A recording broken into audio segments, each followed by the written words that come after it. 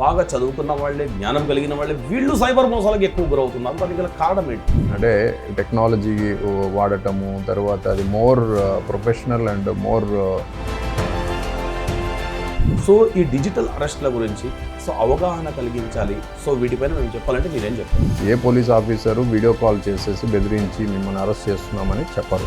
So ఈ deep fake పైన దీన్ని అరికట్టాలంటే ఏం చేయబోతారు? ఫస్ట్ ఒరిజినల్కి డీప్ ఫేక్ ఎట్లా ఐడెంటిఫై చేస్తాము అంటే, అసలు మనం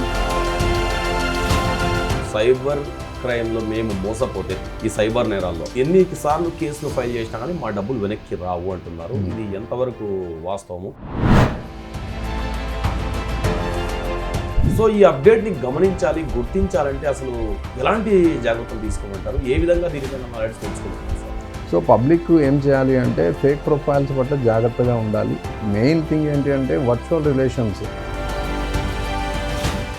వెల్కమ్ టు 9+ న్యూస్. నేను మీ సయ్యద్ అహ్మద్. ఇటీవల చూస్తే సైబర్ నేరాలు అనేటివి ఒకప్పుడు ఎక్కడో ఒక చోట సైబర్ నేరాలు జరిగాయని వినేవాళ్ళం. కానీ ఇప్పుడు అడుగడుగున ప్రతిరోజు పేపర్లో సైబర్ మోసాల గురించి మేము వింటూనే ఉన్నాం, చూస్తూనే ఉన్నాం. మరియు ఎక్కడో ఒక చోట మన స్నేహితులు కూడా సైబర్ మోసాలకు గురైన వాళ్ళే. ఒకప్పుడు చూసుకుంటే చదువు లేని వాళ్ళు సైబర్ మోసాలకు గురయ్యారు అని అలాంటి వాళ్ళకి అవగాహన కలిగించేవాళ్ళం. కానీ ఇప్పుడు బాగా చదువుకున్న యువత, సోషల్ మీడియా పైన మంచి నాలెడ్జ్ కలిగిన యువత కూడా ఈ సైబర్ మోసాలకు గురవుతుంది. అసలు ఎందుకు జరుగుతున్నాయి ఈ మోసాలని అని తెలుసుకునేదానికి ఇవాళ మేము హైదరాబాద్ సైబర్ క్రైమ్ డీసీపీ అయినటువంటి అరవింద్ బాబు గారితో మేము ఉన్నాం. సార్ నమస్తే. సార్ చెప్పండి, ఒకప్పుడు చదువు లేని వాళ్ళు సైబర్ మోసాలకు గురయ్యారు అని చెప్పుకునేవాళ్ళం, ఎవరైతే సైబర్ మోసాలకు గురయ్యారో. కానీ ఇప్పుడు బాగా చదువుకున్న వాళ్ళే, జ్ఞానం కలిగిన వాళ్ళే వీళ్ళు సైబర్ మోసాలకు ఎక్కువ గురవుతున్నారు. దానికి గల కారణం ఏంటి? ఇనీషియల్గా మన దగ్గర సైబర్ క్రైమ్ అనేది ఇది ఓన్లీ ఓటీపీ షేరింగ్ దాని మీద ఉండేది.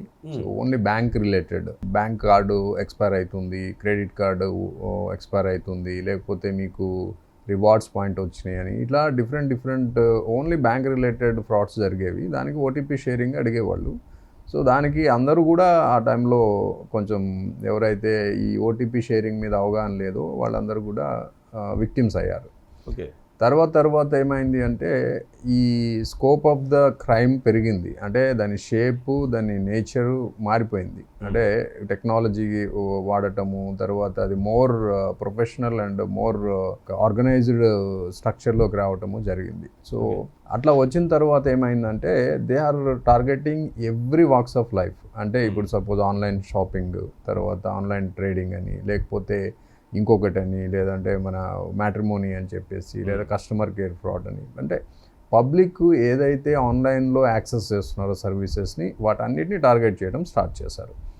ఇప్పుడు మోర్ డిజిటలైజ్డ్ వరల్డ్లో everybody is into online activity. ఏది కావాలన్నా ఆన్లైన్లో ఆర్డర్ చేయటము, ఆన్లైన్లో షాపింగ్ చేయటము, ఆన్లైన్లోనే యాక్టివిటీస్ చేయటము, ఈవెన్ బ్యాంకింగ్ కానీ, ఇన్సూరెన్స్, ఎవ్రీథింగ్ కూడా ఆన్లైన్ అవ్వటం వల్ల ఈ సర్వీసెస్ని ఫ్రాడ్స్టర్స్ టార్గెట్ చేశారు. దానివల్ల దీని స్కోప్ వైడ్ అయిపోయింది. అంటే even educated, employed, high profile ఉన్న వాళ్ళు కూడా దీనికి విక్టిమ్స్ అవ్వడము స్టార్ట్ అయింది. సో దిస్ ఈజ్ అంటే ట్రాన్స్ఫర్మేషన్ ఆఫ్ ది క్రైమ్ అనమాట. ద మోడస్ ఆపరాండి మారుకుంటూ వచ్చే క్రమంలో అప్పుడు లేమెన్స్, తర్వాత పెద్దగా చదువుకోలేని వాళ్ళు, అమాయకులు అట్లా విక్టిమ్స్ అయ్యారు. ఇప్పుడు అది షిఫ్ట్ అయ్యి మోర్ ఎడ్యుకేటెడ్ అండ్ అర్బనైజ్డ్ దానికి ఎఫెక్ట్ అవుతుంది.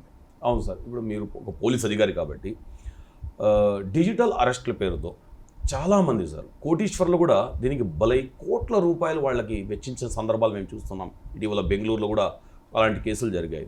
సో ఈ డిజిటల్ అరెస్ట్ల గురించి అవగాహన కలిగించాలి. సో వీటిపైన మేము చెప్పాలంటే మీరేం చెప్తారు? డిజిటల్ అరెస్ట్ అనేది అసలు చట్టంలో ఎక్కడ లేదు. సో మనకి బిఎన్ఎస్ఎస్ కానీ, పాత సిఆర్పిసి కానీ ఎక్కడ ఈ ప్రొసీజర్లో అరెస్ట్ అనే ప్రొసీజర్లో ఎక్కడ డిజిటల్ అరెస్ట్ అనే పదమే లేదు, ఆ పద్ధతి లేదు. ఇది అంతా కూడా ఫ్రాడ్స్టర్స్ విక్టిమ్స్ని వర్చువల్గా కట్టిపడేయటానికి వాడిన ఒక పదం తప్ప దీనికి లీగల్ శాంక్టిటీ ఎక్కడా లేదు. సో పబ్లిక్ గమనించాల్సింది ఏంటంటే, ఎవరైనా కానీ వీడియో కాల్స్ చేసి ఈడీ అని, సిబిఐ అని, లేకపోతే ఇంకా వేరే సైబర్ యూనిట్ అని చెప్పి ఏది చెప్పినా కానీ దాన్ని ఇమ్మీడియట్గా నమ్మాల్సిన అవసరం లేదు. సో అది ఫస్ట్ పబ్లిక్ గుర్తించాలి. ఏ పోలీస్ ఆఫీసరు వీడియో కాల్ చేసేసి బెదిరించి మిమ్మల్ని అరెస్ట్ చేస్తున్నామని చెప్పరు. ఏదన్నా ఉంటే వాళ్ళకి కాల్ వస్తుంది లేదా నోటీస్ వస్తుంది, మీరు పోలీస్ స్టేషన్కి రండి, ఒక ఫలానా కేసులో ఇన్వెస్టిగేషన్ ఉంది, మీరు సహకరించండి అని ఇట్లా అడగటం స్టార్ట్ అవుతుంది తప్ప ఈ విధంగా డైరెక్ట్గా వీడియో కాల్స్లోకి వచ్చేసి అవన్నీ భయభ్రాంతులు చేసే పరిస్థితి ఉండదు. సో ఇది పబ్లిక్ గమనించాలా. సో ఈ డిజిటల్ అరెస్ట్ అనేది దేనికి అసలు ఎందుకు వాడారు అంటే, వాడు ఫ్రాడ్స్టర్ ఎక్కడో ఉంటాడు, విక్టిమ్ని సెలెక్ట్ చేసుకుంటారు, వాళ్ళకి కాల్ చేస్తారు, వాళ్ళని భయభ్రాంతులు గురి చేయాలి. ఫస్ట్ భయభ్రాంతులు గురి చేయడానికి మిమ్మల్ని డిజిటల్గా అరెస్ట్ చేస్తున్నాము, మీరు ఎవరిని కలవకూడదు, ఎవరితో మాట్లాడకూడదు అని ఒక టైప్ ఆఫ్ ఫియర్లోకి వాళ్ళని తీసుకెళ్ళి ఐసోలేట్ చేసేస్తారు. చేసిన తర్వాత వాళ్ళకి నచ్చిన విధంగా వాళ్ళని వాడుకొని వాళ్ళ అమౌంట్స్ని అంతా కూడా డిపాజిట్ చేయించుకొని ఇది చేస్తారు. ఇది ఎంఓ. సో దానికోసం వీళ్ళు ఈ డిజిటల్ అరెస్ట్ అనే పేరు వాడారు. It's a kind of extortion. ఒక స్టెప్ ముందుకెళ్ళి చెప్పంటే robbery or dacoity type offence ఇది. అవును సార్. ఆ తర్వాత డీప్ ఫేక్ వీడియోలతో మా తల్లిదండ్రులు ఇప్పుడు లైక్ నా మాదిరిగా వీడియో చేసి నేను ఈ విధంగా ఇరుక్కున్నానని లక్షల కోట్ల రూపాయలు మీరు పంపిస్తే మీ పిల్లోడిని పంపిస్తానని తల్లిదండ్రులకు డీప్ ఫేక్ వీడియోలు పంపిస్తున్నారు. తల్లిదండ్రులు అయితే అది నిజమన్నమి కోట్ల రూపాయలు వెచ్చించిన సందర్భాలు మేము చూసాము. సో ఈ డీప్ ఫేక్ పైన దీన్ని అరికట్టాలంటే ఏం చేయమంటారు సార్? సో డీప్ ఫేక్ అనేది ఇప్పుడు ఏఐ టూల్స్ వచ్చిన తర్వాత ఇది ఒక థ్రెట్. ఎటువంటి థ్రెట్ ఉంటుంది అంటే, మీలాగా నాలాగా కూడా అంటే మనం మాట్లాడినట్టు మన వాయిస్ని తీసుకొని లేదా మన ఫేస్ మన ఇమేజ్నే వాళ్ళు ఒక వీడియోలాగా కన్వర్ట్ చేసి ఆ వాయిస్ని యాడ్ చేసి సో వీడియోస్ చేయొచ్చు. ఆ వీడియోస్ ఎందుకు చేస్తారు అంటే, మన నియర్ అండ్ డియర్కి ఫ్యామిలీ మెంబర్స్కి పంపించి మనం ఏదో ఆపదలో ఉన్నామని చెప్పేసి డబ్బులు అడుగుతున్నట్లు క్రియేట్ చేస్తే ఆటోమేటిక్గా అవతల వాళ్ళ యాంగ్జైటీలో కొంచెం స్ట్రెస్లో ఉండి ఏదో అయిపోతుంది అని చెప్పేసి డబ్బులు పంపించడం జరుగుతుంది. అలా కాకుండా ఈ డీప్ ఫేక్ అనేది చాలా వరకు అంటే ఇతర క్రైమ్స్ చేయడానికి కూడా అవకాశం ఉంటుంది. సో ఈ డీప్ ఫేక్ ఇప్పుడు ప్రజెంట్ ఉన్న థ్రెట్. ఏఐ టూల్స్ వచ్చినాయి కాబట్టి ఇప్పుడు ప్రతి ఒక్కరికి ఫోన్లో ఏఐ యాప్స్ ఉన్నాయి. సో దాంతో ఎవరైనా ఏదైనా చేయొచ్చు. అటువంటి టెక్నాలజీ ఇప్పుడు అందుబాటులో ఉంది. సో ఇది greatest threat to the society also. Crime point of view కాకపోయినా ఇన్ జనరల్గా కూడా ఒక పర్సనల్ సేఫ్టీకి కానివ్వండి, తర్వాత డిగ్నిటీకి కానివ్వండి కూడా ఇది థ్రెటే ఉంటుంది. సో డీప్ ఫేక్ని ఎలా గుర్తించాలి అనేది కూడా మనము కొన్ని అవేర్నెస్ తీసుకొస్తున్నాము. సో దాంట్లో భాగంగా ఏంటంటే, డీప్ ఫేక్ అనేది ఫస్ట్ ఒరిజినల్కి డీప్ ఫేక్ ఎట్లా ఐడెంటిఫై చేస్తాము అంటే, అసలు మనం సపోజ్ ఇప్పుడు నాలాంటి సేమ్ నేను చెప్పిన వీడియో లాగే ఎవరైనా వీడియో చేశారనుకోండి, అసలు నేనేంటి అనేది అందరికి తెలుస్తుంది. So is an officer. So officer ఇలా ఎందుకు చెప్తాడు అనేది ఒక క్వశ్చన్ వేసుకోవాలి ఫస్ట్. ఒకవేళ ఏదైనా డిస్ట్రెస్ కాల్ వచ్చినట్లు, నేను హాస్పిటల్లో ఉన్నాను లేదా నేను ఎక్కడ యాక్సిడెంట్ అయింది ఇట్లాంటి సంథింగ్ చెప్పినప్పుడు ఆ పర్సన్కి అసలు నెంబర్ ఒకటి ఉంటుంది కదా మన దగ్గర సేవ్ అయిన నెంబర్కి ఫోన్ చేసి కనుక్కోండి, వై నువ్వేనా కాదా, ఏంటి ఇట్లా వచ్చింది అని. సో అట్లా సింపుల్గా మనము యాంగ్జైటీలో కంగారు పడకుండా ఈ విధంగా చేస్తే ఈ డీప్ ఫేక్ వీడియోస్ నుండి, డీప్ ఫేక్ ఇమేజెస్ నుండి మనము బయటపడడానికి అవకాశం ఉంటుంది. సో సింపుల్ లాజిక్ అది. సైబర్ నేరగాళ్ళు రాను వారికి అవతారాలు కూడా మారుతున్నారు సార్. ఒకప్పుడు ఫేస్బుక్లో మన అకౌంట్స్ క్రియేట్ చేసి డబ్బులు అడగడం అంట, దానికంటే ముందు మీరు ఈ అవార్డు గెలుచుకున్నారు, మీరు ఇంత అమౌంట్ కడితే మీకు ఇన్ని లక్షలు వస్తాయని. సో డే బై డే వాళ్ళు కూడా అప్డేట్ అవుతున్నారు. సో ఈ అప్డేట్ని గమనించాలి, గుర్తించాలంటే అసలు ఎలాంటి జాగ్రత్తలు తీసుకోమంటారు, ఏ విధంగా దీనిపైన నాలెడ్జ్ పెంచుకోమంటారు సార్? సో సోషల్ మీడియాలో రెండు ప్రమాదాలు ఉంటాయి. ఒకటి ప్రమోషన్స్, రెండోది fake IDs, fake profiles. So lot of fake profiles ఉన్నాయి. ఈ ఫేక్ ప్రొఫైల్స్ మ్యాక్సిమం ఎందుకు క్రియేట్ చేస్తారంటే హనీ ట్రాప్ చేయడానికి, సెక్స్టార్షన్ చేయడానికి చేస్తారు. అలాగే ప్రమోషన్స్, ఈ డీప్ ఫేక్ వీడియోస్, ఇప్పుడు మీరు అన్నట్లే డీప్ ఫేక్ వీడియోస్ తీసుకొని లేకపోతే డీప్ ఫేక్ పిక్స్ తీసుకొని AI generated pics and videos తయారు చేసి కొన్ని ప్రమోషన్స్ చేస్తున్నారు. అంటే ఆన్లైన్ ట్రేడింగ్ అని, క్రిప్టో ట్రేడింగ్ అని. సో ఆ ప్రమోషన్స్ని వీళ్ళు బంబార్డ్ చేయడం వల్ల పబ్లిక్ కొంతమంది దాన్ని అది నిజమేనేమో, ఆ ట్రేడింగ్ చేయొచ్చేమో అని చెప్పేసి దాంట్లో ఎంటర్ అవ్వటము, అక్కడ నుండి వాళ్ళు ఇంకో దగ్గరికి ఒక గ్రూప్లోకి యాడ్ అవ్వటము, ఆ గ్రూప్లో ఇంకా ఇవన్నీ కూడా జరుగుతుంటాయి, యాక్టివిటీస్ అన్నీ పోస్ట్ చేస్తుంటారు, నేను ఇంత అమౌంట్ పెడితే ఇంత నాకు వచ్చింది అని చెప్పేసి. ఇవన్నీ చూసి పబ్లిక్ నమ్మేసి ఇది చేస్తున్నారు, ఇన్వెస్ట్ చేసి నష్టపోతున్నారు. సో రెండు రకాల ప్రాబ్లమ్స్ ఉన్నాయి మనకు సోషల్ మీడియాలో, especially this meta platform FB and ఇన్స్టాలో ఇటువంటి యాక్టివిటీస్ బాగా జరుగుతున్నాయి. సో పబ్లిక్ ఏం చేయాలి అంటే ఫేక్ ప్రొఫైల్స్ పట్ల జాగ్రత్తగా ఉండాలి. మెయిన్ థింగ్ ఏంటి అంటే వర్చువల్ రిలేషన్స్. ఎవరైనా మనం ఒక ప్రొఫైల్ని లైక్ చేసాము, ఒక ప్రొఫైల్ని ఫాలో అయ్యాము, లేకపోతే ఒక ప్రొఫైల్తో ఇంటరాక్ట్ అవుతున్నాము అంటే ఆ పర్సన్ నిజమా కాదా తెలుసుకోవాలి ఫస్ట్. తెలుసుకోకుండా ఓన్లీ ఆ డీపీ చూసి ఆ పేజ్ నేమ్ చూసి తర్వాత వాళ్ళు చేస్తున్న పోస్టింగ్స్ చూసి పర్సనల్గా పర్సన్ మనకు తెలియకపోయినా మనం ఎంటర్ అయితే మాత్రం అది ఇబ్బంది పడాల్సిన పరిస్థితి వస్తుంది. అలాగే ఈ ప్రమోషన్స్ కూడా ఏఐ వీడియోస్ వాడి డీప్ ఫేక్ వీడియోస్ వాడి ప్రమోషన్స్ చేస్తున్నారు. నిర్మలా సీతారామన్ గారు చెప్పినట్లు, లేకపోతే నారాయణమూర్తి చెప్పినట్లు ట్రేడింగ్ చేయమని, ఇవన్నీ కూడా ఫ్రాడ్. సో ఇట్లాంటివి గమనించాయి. ఎందుకంటే నారాయణమూర్తి గారికి అది చెప్పాల్సిన అవసరం లేదు, నిర్మలా సీతారామన్ గారికి ఏమో ప్రమోషన్ చేయాల్సిన అవసరం ఏమంటే గవర్నమెంట్ స్కీమ్స్ ప్రమోట్ చేస్తారు కానీ ప్రైవేట్ ట్రేడింగ్ గురించి వాళ్ళు ఎవరు ప్రమోట్ చేయరు. సో ఇది మనము పబ్లిక్ ఆలోచించాలి, గుడ్డిగా నమ్మకుండా. సో ఈ సోషల్ మీడియాలో ఈ 2 రకాల ప్రమాదాలు ఇప్పుడు ఉన్నాయి. పబ్లిక్ వీటిని గమనించి తెలుసుకోవాలి, ఇది కరెక్టా కాదా తెలుసుకున్న తర్వాతే ఎంటర్ కావాలి. అన్ఫార్చునేట్లీ చాలామంది వాటి మాయలో పడిపోతున్నారు తెలుసుకోకుండా. సార్ ఇప్పుడు యాపిల్ ఫోన్, ఐఫోన్స్ చూస్తే ఏది పడితే ఆ యాప్స్ని అది యాక్సెప్ట్ చేయదు. సో ఎందుకంటే రిటర్న్ ఉంటాయి కాబట్టి, లైక్ ఇప్పుడు మేము ఐబొమ్మ ఓపెన్ చేసినా కానీ నా ఫోన్లో ఓపెన్ కాదు, ఎందుకంటే ఇది రిటర్న్ కావచ్చు, ఇది ప్రైవేట్ సైట్ అని. సో అలా ప్రతి ఫోన్కి ఆ విధంగా సెక్యూరిటీ ఇస్తే బాగుంటుంది కదా అని నా యొక్క అభిప్రాయం. సో దాని గురించి మీరేమంటారు? అంటే ఇవ్వచ్చు, అయితే ఇప్పుడు అది ఓఎస్ని బట్టి ఉంటుంది ఆపరేటింగ్. ఇప్పుడు ఆండ్రాయిడ్ ఫోన్స్ ఉన్నాయి, లేకపోతే మన గూగుల్ ఫోన్స్ ఉన్నాయి, అంటే అది వాళ్ళు తయారు చేసిన ఆపరేటింగ్ సిస్టమ్ మీద పనిచేస్తాయి అవి. అలాగే యాపిల్ ఉందంటే ఐఫోన్ అనేది యాపిల్ టెక్నాలజీ మీద ఉంటుంది, ఐఓఎస్. ఓకే, సో ఆ డిజైన్ని బట్టి దాని యొక్క యాక్సెస్ ఉంటుంది, దాంట్లో సెక్యూరిటీ మెజర్స్, సేఫ్టీ మెజర్స్ని బట్టి అవి ఫిల్టర్ అవుతాయి. సో ఇంకొకటి ఏంటంటే మనకి యాప్ స్టోర్స్, ఇప్పుడు ఆండ్రాయిడ్ అంతా ప్లే స్టోర్ నుండి యాప్స్ని చూసుకుంటాం. ఆ ప్లే స్టోర్ డిజైన్, దాని యొక్క ఫిల్టరేషన్, జియో ట్యాగింగ్ ఎట్లా ఉంది అనే దాని మీద అది ఆధారపడి ఉంటుంది. సో అది వాళ్ళు ఎవరైతే వాటిని ప్రమోట్ చేస్తున్నారో వాళ్ళ ద్వారా అయితే బాగానే ఉంటుంది. బట్ అది మన ఇండియన్ కంపెనీ కాదు కాబట్టి మనము చెప్పలేము. కానీ రిక్వెస్ట్ చేయొచ్చు కదా సార్, ఎందుకంటే కొన్ని యాప్స్ని బ్యాన్ చేసేది భారతదేశం. That will do. కొన్ని ఐపీస్ బ్లాక్ చేసేస్తే అది రాదు. సో అది గవర్నమెంట్ చేస్తుంది టైమ్ అండ్ అగైన్.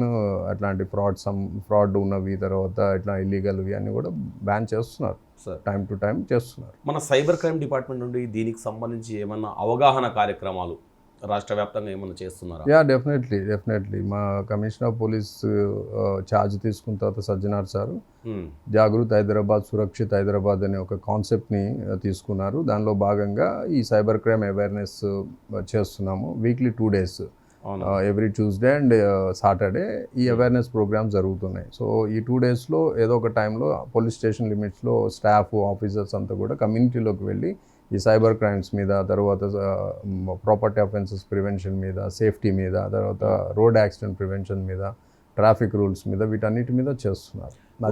ఇందులో ఇవి కాకుండా సోషల్ మీడియాలో కూడా మేము చేస్తున్నాం. ఓకే సార్, ఇందులో సైబర్ క్రైమ్ నేరాల్లో ఒక మైనస్ అయితే మేము విన్నాం సార్, చాలా చోట్ల విన్నాము. సైబర్ క్రైమ్లో మేము మోసపోతే ఈ సైబర్ నేరాల్లో మా డబ్బులు ఎన్నిసార్లు కేసులు ఫైల్ చేసినా కానీ మా డబ్బులు వెనక్కి రావు అంటున్నారు. ఇది ఎంతవరకు వాస్తవము? అసలు డబ్బులు రావా ఒకసారి పోతే? ఎస్, ఇప్పుడు అది important aspect. First cyber crime అనేది జరిగేదే డబ్బుల కోసం. అవును సార్, మన డబ్బులు తీసుకోవడం కోసం, మన బ్యాంక్లో ఉన్న బ్యాలెన్స్ తీసుకోవాలి. సో దీనికి ఒక మెకానిజం వాళ్ళు ఏం చేస్తున్నారంటే, వన్స్ డబ్బులు మన బ్యాంక్ నుండి ఇంకొక అకౌంట్లోకి వెళ్ళిపోయిన తర్వాత మనం అది ఫ్రాడ్ అని తెలుసుకునే లోపే ఆ అకౌంట్ నుండి మల్టిపుల్ అకౌంట్స్లోకి ఈ అమౌంట్ ట్రాన్స్ఫర్ అయిపోయి అక్కడ నుండి బ్యాంకింగ్ సిస్టమ్ నుండి బయటకు వెళ్ళిపోతుంది. విత్డ్రావల్ కావచ్చు, క్రిప్టో కరెన్సీ కన్వర్షన్ కావచ్చు, షాపింగ్ కావచ్చు, డిఫరెంట్ యాంగిల్స్లో వెళ్ళిపోతుంది. సో దాన్ని మళ్ళీ వెతికి వెనక్కి తీసుకురావడం అనేది హైలీ ఇంపాసిబుల్. ఏదైతే ఫ్రాడ్ అయిన వెంటనే రిపోర్ట్ అయితే దాంట్లో కొంత సిస్టమ్ ట్రాక్ చేసి అమౌంట్ని విత్హోల్డ్ చేస్తుంది, దాన్ని మాత్రం మనం ఇవ్వగలుగుతున్నాం. కానీ బ్యాంకింగ్ సిస్టమ్ నుండి బయటకు వెళ్ళిపోతే మాత్రం అది హైలీ ఇంపాసిబుల్ ఉంది, అది ఇంకా రాదు. అవును సార్. సార్ ఇంకోటి నేను ఒకటి అయితే విన్నాను, మ్యూల్ అకౌంట్ అని. ఇప్పుడు నా అకౌంట్ నేనైతే ఎటువంటి సైబర్ మోసాలు అయితే చేయలేదు అనుకోండి. ఎవరైనా సైబర్ మోసంలో మోసపోయిన వ్యక్తి నాకు ట్రాన్సాక్షన్ చేస్తే నా అకౌంట్ని కూడా ఫ్రీజ్ చేయడం అది ఎంతవరకు కరెక్ట్ అంటారు? అంటే ఇప్పుడు దానికి భయపడాల్సిన అవసరం లేదు. సో ఇప్పుడు ఏంటి అంటే, ఒక వ్యక్తి మోసపోయినప్పుడు అతని డబ్బులు అతని అకౌంట్ నుండి వేరే అకౌంట్కి వెళ్తాయి, అక్కడ నుండి వేరే different account down the line వెళ్తాయి. వెళ్ళినప్పుడు సిస్టమ్ ట్రాక్ చేసిన ప్రకారం ఎక్కడన్నా ఆ మనీ ట్రయల్ చూస్తే ఎక్కడెక్కడికి వెళ్ళిందో అవన్నీ కూడా ఫ్రీజ్ చేస్తుంది. First layer, second layer, third layer, maximum 5th layer వరకు చేస్తారు. అవును సార్. సో ఈ క్రమంలో మీకు ఫ్రాడ్ అయిన అమౌంట్ ఏదన్నా మీకు ఏదో విధంగా రూట్ అయినప్పుడు, సో ఆ పర్సన్ అకౌంట్ కూడా బ్లాక్ అవుతుంది, ఫ్రీజ్ అవుతుంది. సో ఫ్రీజ్ అయినప్పుడు మీరు కన్సర్న్ పోలీస్ ముందు మీ బ్యాంక్ వెళ్ళాలి, ఓకే. మీ బ్యాంక్ వెళ్ళిన తర్వాత వాళ్ళు డీటెయిల్స్ ఇస్తారు ఎందుకు ఫ్రీజ్ అయింది అనేది. కన్సర్న్ పోలీస్ స్టేషన్తో మాట్లాడి మీరు మీ ఇన్నోసెన్స్ ప్రూవ్ చేసుకొని డీఫ్రీజ్ చేసుకోవచ్చు. ఇప్పుడు మనకి ఎన్సీఆర్పి పోర్టల్లోనే గ్రీవెన్స్ రిడ్రెసల్ మాడ్యూల్ అని చెప్పేసి ఒకటి పెట్టారు. ఇది ఈజ్ ఓన్లీ ఫర్ అన్ఫ్రీజింగ్ రిక్వెస్ట్ కోసము. వాళ్ళు ఎక్కడ కూడా ఇప్పుడు సపోజ్ నేను ఇక్కడ ఉన్నాను, నా bank account Bengaluru police station ఒక పరిధిలో ఒక కేసులో ఫ్రీజ్ అయింది. అవును. సో నేను బెంగళూరు వెళ్ళాల్సిన అవసరం లేదు. ఇందులో రిక్వెస్ట్ రైజ్ చేస్తే ఈ రిక్వెస్ట్ అక్కడ ఐఓకి వెళ్తుంది. సో ఆ ఫెసిలిటీ ఇప్పుడు ఉంది. సో పబ్లిక్ కూడా దీన్ని అవైల్ చేసుకోవచ్చు. ఓకే సార్, చివరగా సార్ ఒక ప్రశ్న, యువతకు ఈ సైబర్ మోసాలపైన మీరు ఇచ్చే సందేశం ఏంటి?